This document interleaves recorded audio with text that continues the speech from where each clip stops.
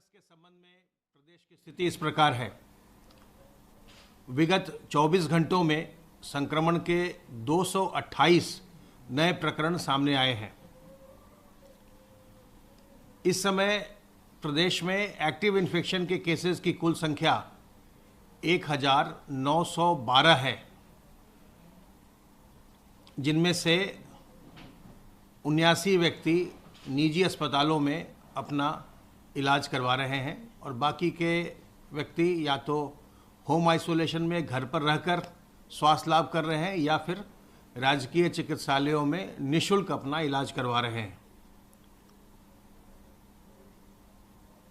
संक्रमण के प्रारंभ से अर्थात पिछले वर्ष मार्च में पहला संक्रमण का प्रकरण प्रदेश में आया था।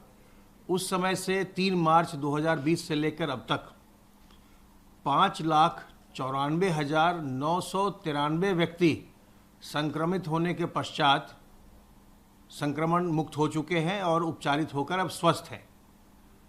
संक्रमित व्यक्तियों में से 1 वर्ष से अधिक की अवधि में कुल 8,750 लोगों की मृत्यु हुई है।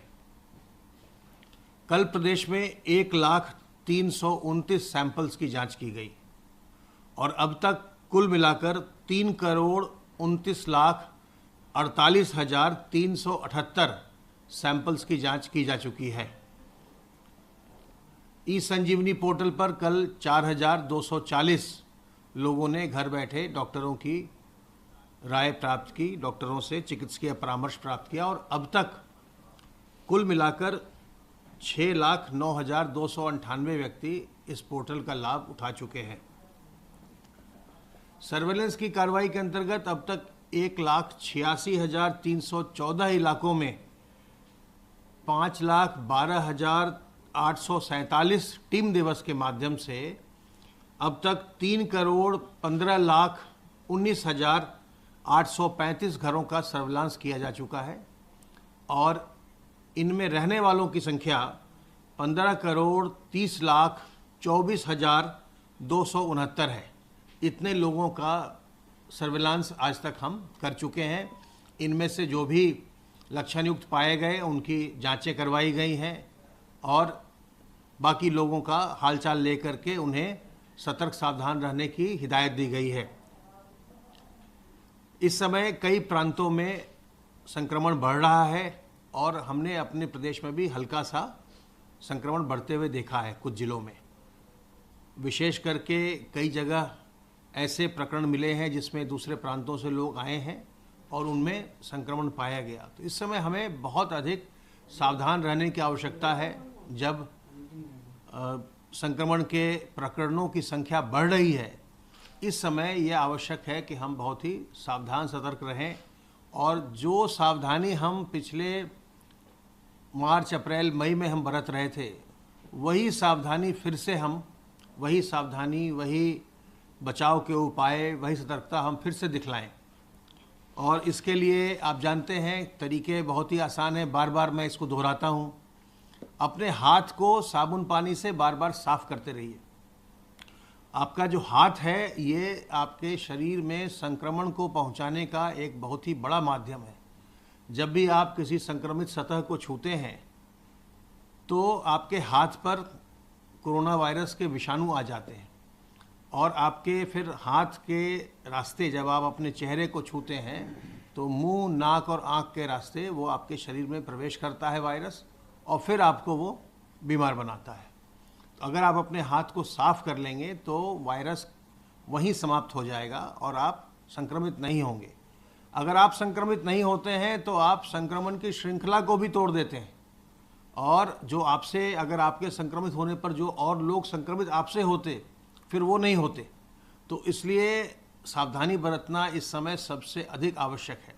अपने हाथ को साफ करते रहिए, मुंह और नाक को ढक कर रखिए, क्योंकि जब आप लोगों से नज़दीक जाते हैं, लोगों के नज़दीक जाते हैं, लोगों से बातचीत करते हैं और कोई व्यक्ति संक्रमित है तो उसके मुंह और नाक से जो ड्रॉपलेट्स निकलते हैं उनमें कोरोना वायरस के विषाणु होते हैं और वो जब आपके मुंह और नाक के रास्ते शरीर में प्रवेश कर जाते हैं तो फिर आप संक्रमित हो जाते हैं। तो अगर आप अपने मुंह और नाक को ढककर रखेंगे मास्क से, रुमाल से, गमछे से, दुपट्टे से, तो आपके संक्रमित होने की संभावना बहुत ही कम हो जाएगी। और लोगों से 2 गज की दूरी बनाइए, ये बहुत ज़रूरी है। 2 गज की दूरी और मास्क है ज़रूरी, इस मंत्र का पालन करते रहिए। वैक्सीनेशन का कार्य निरंतर चल रहा है और जैसा कि आप जानते हैं कि हमारे जिला अस्पतालों में, राजकीय मेडिकल कॉलेज में और सामुदायिक स्वास्थ्य केंद्रों में अब सप्ताह के 6 दिन, सोमवार से लेकर शनिवार तक 6 दिनों तक वहाँ वैक्सीनेशन का कार्य होता है। वैक्सीनेशन के लिए आप पहले से अपना रजिस्ट्रेशन करा सकते हैं।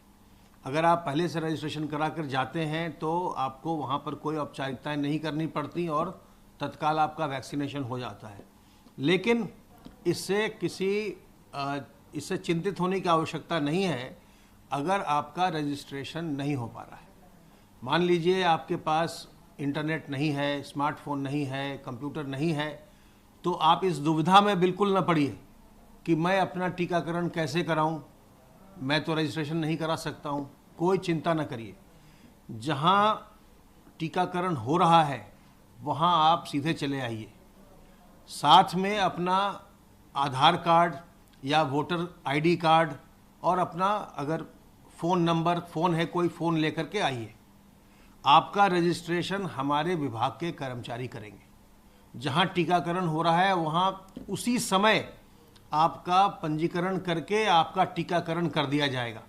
इसलिए आप बिल्कुल भी चिंता न करिए कि इसमें कंप्यूटर नहीं है, स्मार्टफोन नहीं है, क्या करूं। कोई चिंता की बात नहीं है, वो सारा काम हम करवाएंगे। आप टीकाकरण केंद्र पर आइए और आप सोमवार से शनिवार तक किसी भी दिन आप जिला अस्पताल या राजकीय मेडिकल कॉलेज या सामुदायिक स्वास्थ्य केंद्र पर आ सकते हैं। इसके अलावा अगर आप सोमवार, गुरुवार और शुक्रवार को टीकाकरण करवाना चाह रहे हैं तो इनके अलावा जितने भी प्राथमिक स्वास्थ्य केंद्र हैं प्रदेश के, उन पर भी टीकाकरण होता है सोमवार, गुरुवार और शुक्रवार को। तो आप उन दिनों में प्राथमिक स्वास्थ्य केंद्र से लेकर सामुदायिक स्वास्थ्य केंद्र, जिला अस्पताल, मंडलीय चिकित्सालय, मेडिकल कॉलेज कहीं भी जा सकते हैं और जा कर के निःशुल्क अपना टीकाकरण करवा सकते हैं। और बड़ी संख्या में लोग अपना टीकाकरण निरंतर करवा भी रहे हैं। आप बहुत सारे निजी चिकित्सालय जो हैं, निजी अस्पताल, वो भी टीकाकरण के कार्य में सहयोग कर रहे हैं। आप वहाँ जाकर के भी अपना टीकाकरण करवा सकते हैं। उसमें आपको निजी चिकित्सालयों में 1 डोज की फीस आपको 250 रुपये देनी होती है। अगर आप सरकारी अस्पतालों में जाते हैं तो टीकाकरण वहाँ निःशुल्क है। कल अपने प्रदेश में 3,11,351 लोगों का टीकाकरण किया गया और उत्तर प्रदेश इकलौता राज्य है जिसने एक दिन में 2 बार, 12 तारीख को भी हम लोगों ने 3 लाख से अधिक लोगों का टीकाकरण किया था और 15 तारीख को भी हमने 3 लाख से अधिक लोगों का टीकाकरण किया। लेकिन यहाँ की जनसंख्या को देखते हुए हम चाहेंगे कि हम और बड़ी संख्या में टीकाकरण लोगों का करें और वो तभी संभव होगा जब आप इसमें अपना सहयोग देंगे, आप निकल करके टीकाकरण केंद्र तक आएंगे। अब तक हम 30 लाख से ज़्यादा जो टीके की डोज है, वैक्सीन की डोज है, वो हम प्रदेश में एडमिनिस्टर कर चुके हैं। आज भी टीकाकरण का कार्य चल रहा है, 5 बजे तक यह कार्य चलता है, प्रातः 9 बजे से। तो आज भी अगर आपको टीकाकरण कराने की इच्छा है और आप 60 साल से अधिक उम्र के व्यक्ति हैं और 45 से 60 साल तक के किसी बीमारी से ग्रस्त व्यक्ति हैं, तो आप टीकाकरण कराने के पात्र हैं। अपने नज़दीकी जिला अस्पताल में जाइए, नज़दीकी सामुदायिक स्वास्थ्य केंद्र में जाइए या मेडिकल कॉलेज या जहां निजी चिकित्सालय में हो रहा वहां जाइए, जाकर टीकाकरण जरूर कराइए।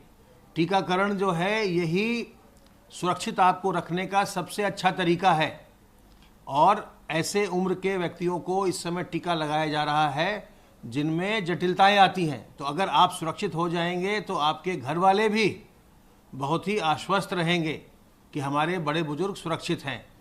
और मैं अनुरोध करूंगा जो युवा हैं उनसे कि आप अपने बड़े बुजुर्गों को प्रेरित करिए और न केवल प्रेरित करिए बल्कि उन्हें टीकाकरण केंद्र तक ले जाइए और ले जाकर उनका टीकाकरण जरूर करवाइए। तो टीकाकरण करवाकर बिल्कुल सुरक्षित हो जाइए। इसके अलावा ये भी ध्यान रखिए कि हम बुधवार को और शनिवार को बच्चों का टीकाकरण करते हैं। पूरे प्रदेश में 20,000 से ज़्यादा जगहों पर हम बच्चों का टीकाकरण करते हैं, कोविड का नहीं बल्कि अन्य बीमारियों का, जैसे ट्यूबरकुलोसिस के लिए, डिप्थीरिया के लिए, पर्टुसिस के लिए, रोटा वायरस की बीमारी होती है जिससे डायरिया होता है बच्चों में, उसके लिए न्यूमोकोकल वैक्सीन लगती है जिससे बच्चों को निमोनिया न हो, उसके लिए। तो बच्चों का टीकाकरण भी बहुत ही आवश्यक है। जहां एक और हम कोविड के लिए टीकाकरण कर रहे हैं, वहीं हमने उस कार्य को बिल्कुल भी छोड़ा नहीं और बुधवार शनिवार में लगातार हम बच्चों का टीकाकरण, जो रूटीन इम्यूनाइजेशन होता है, उस काम को हम कर रहे हैं। आपके घर में अगर छोटे बच्चे हों 2 साल तक के, तो उनका टीकाकरण जो भी अभी नहीं हुआ हो वो टीकाकरण जरूर करवाइएगा। सावधान रहिए, सतर्क रहिए, संक्रमण से बचे रहिए। अगर किसी प्रकार की कोई दुविधा मन में हो तो हमारे हेल्पलाइन नंबर 1800 180 5145 पर फ़ोन करके हमारे विशेषज्ञों की राय लीजिए। संक्रमण मुक्त रहिए, स्वस्थ रहिए और प्रसन्न रहिए।